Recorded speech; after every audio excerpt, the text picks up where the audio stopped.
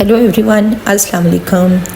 उम्मीद है आप सब ठीक ठाक होंगे। मैं भी ठीक हूँ अल्हम्दुलिल्लाह। Welcome back to my channel. आज का व्लॉग कुछ इस तरह है कि आपसे होंगी बहुत सी दिल की बातें डिस्कस।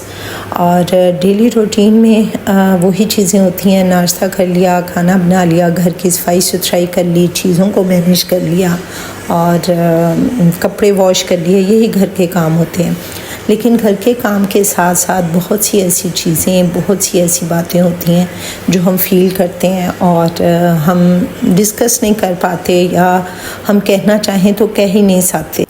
तो वीडियो के आखिर तक आप मेरे साथ रहिएगा। और व्लॉग स्टार्ट हो रहा है मेरा सुबह 11 बजे से, नाश्ते से, क्योंकि 11 बजे से पहले होता है नमाज़ पढ़ के तस्बीह वगैरह करके हम लोग लेट जाते हैं।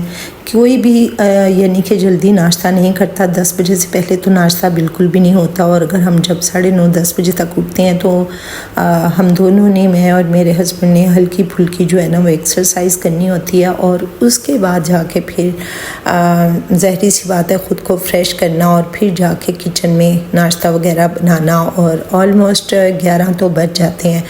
लेकिन जैसे ही विंटर स्टार्ट होने को है, अक्टूबर नवंबर आएगा, तो फिर हमारा क्या होता है कि हमने बस सुबह का नाश्ता करना होता है और रात में 7-8 बजे हम खाना खा लेते हैं। और शाम के टाइम हल्का फुल्का सा स्नैक्स वगैरह चाय के साथ ले लेते हैं, क्योंकि दिन छोटे होते हैं और इतनी ज़्यादा भूख नहीं लगती। जब 11-12 बजे नाश्ता किया हो तो 6-7 बजे से पहले बिल्कुल भी नहीं भूख लगती। और ड्यूरिंग दैट टाइम हम लोगों ने क्या करना होता है कि चाय पी लेते हैं, उससे भी काफ़ी हद तक जो है ना वो आपकी भूख ख़त्म हो जाती है।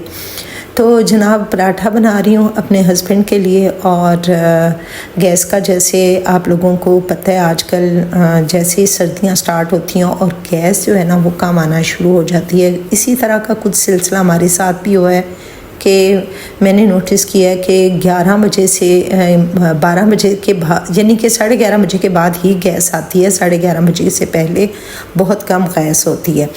तो बस फिर हमने भी यही सोचा कि ठीक है, फिर हम भी आराम से अपनी एक्सरसाइज करके फ़्रेश होके फिर नाश्ता किया करेंगे। और डेली बेसिस पे जो नाश्ता होता है वो बाज़ार से करना भी ठीक नहीं होता, अफोर्ड भी नहीं होता और आपकी हेल्थ के लिए भी ठीक नहीं होता। घर का पराठा खाएं, अंडा खाएं, सालन लें, कुछ भी खाएं, घर के नाश्ते की बात ही कुछ और है। जी, तो मैं बात कर रही थी आपसे कि आज बहुत इम्पॉर्टेंट बातें जो है वो मैं आपसे डिस्कस करने वाली हूँ।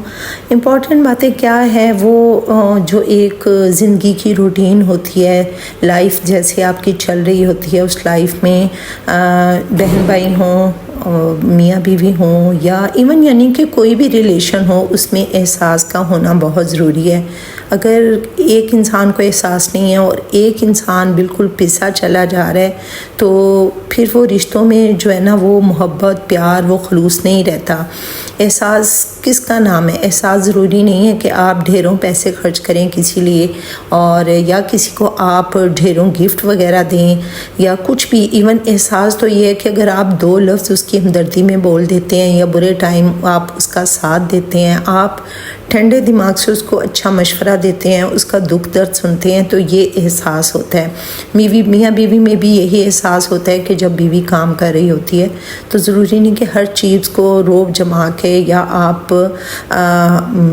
गुस्से से बात करें, और बजाय ये कि वो देखें आपके लिए नाश्ता बनाती है तो थोड़ा सा एहसास कर लेना चाहिए, चलो मैं पानी खुद ले लेता हूँ, नाश्ता रखा है मैं पानी का गिलास ले लेता हूँ, आप नाश्ता बनाओ, या आप नाश्ता बनाएं तो चलो मैं साथ साथ सर्व करता हूँ बच्चों को, या जो भी है, या बच्चे कर दें। यानी कि वही बात आती है, कोई भी रिलेशन हो, किसी किस्म का भी रिलेशन हो, उसके लिए एहसास होना बहुत ज़रूरी होता है। और ये छोटी छोटी वो बातें हैं कि एहसास होने से आप किसी के दिल में घर पैदा करते हैं। घर का माहौल जो है ना वो बहुत अच्छा रहता है और एक दूसरे को अंडरस्टैंड इंसान करता है, इत्तफाक होता है। और जब इत्तफाक होता है तो अल्लाह पाक ने फरमाया कि इत्तफाक में बरकत होती है। तो ये वो चीज़ें हैं जिनको हमें लाजमी फ़ॉलो करना चाहिए। अब ये नहीं कि हम अंदर बैठे हों, एक बंदा नाश्ता भी बना रहा है और बना के खाना के टेबल भर रहा है और फिर आपको आवाज़ें दे रहा है कि आके खाओ, ये बात गलत है।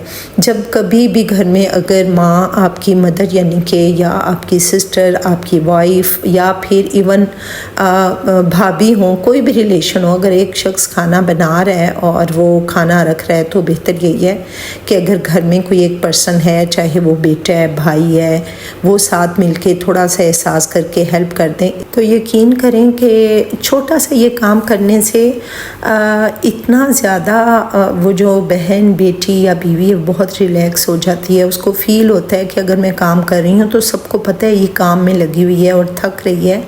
तो ऐसी छोटी छोटी बातों का घर में ध्यान रखने से बहुत फ़र्क पड़ता है।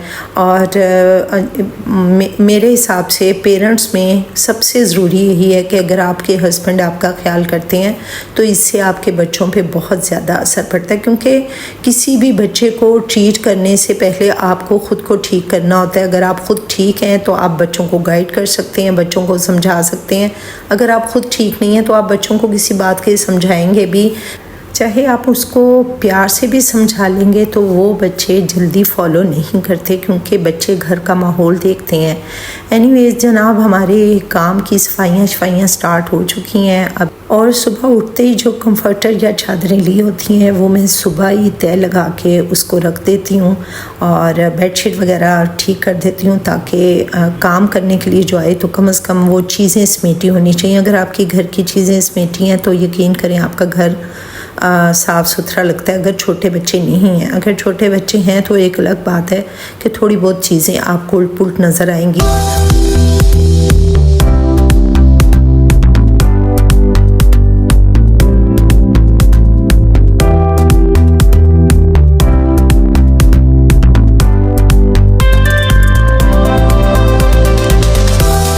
सफाई के बाद मैं अब आपसे शेयर कर रही हूँ कि मैंने लिया था ऑनलाइन रग, और मुझे इतना कुछ अंदाज़ा नहीं था सेंटीमीटर का या लेंथ का, तो उन्होंने 52 लिखा हुआ था। तो जो वीडियो उन्होंने लगाई हुई थी उस वीडियो में अच्छा खासा बड़ा लग रहा था, यानी कि लेंथ के हिसाब से।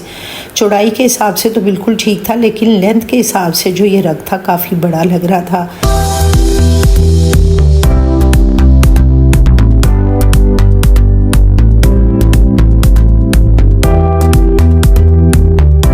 मैंने रग जहाँ से बाय की है डिस्क्रिप्शन में मैं इसका लिंक दे दूँगी। वहाँ बहुत खूबसूरत रग और एवरीथिंग, जैसे कुशन्स वगैरह होते हैं, हर चीज़ अवेलेबल है। अगर आपने बाय करनी हो तो आप इजीली बाय कर सकते हैं।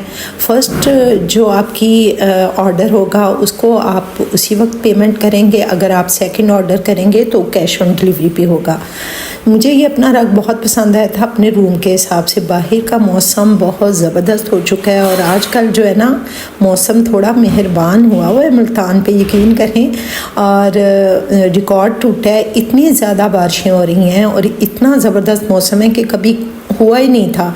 हर इंसान कहता मुल्तान में तो कभी बारिश ही नहीं होती थी, लेकिन यहाँ का मौसम बहुत अच्छा है। और मौसम के जैसे ही बारिश रुकी तो हमने रुक किया बाहर लॉन्ग ड्राइव का और थोड़ा कुछ खाने पीने का, सैर सपाटे का, बच्चों को लेके हम बैठ गए।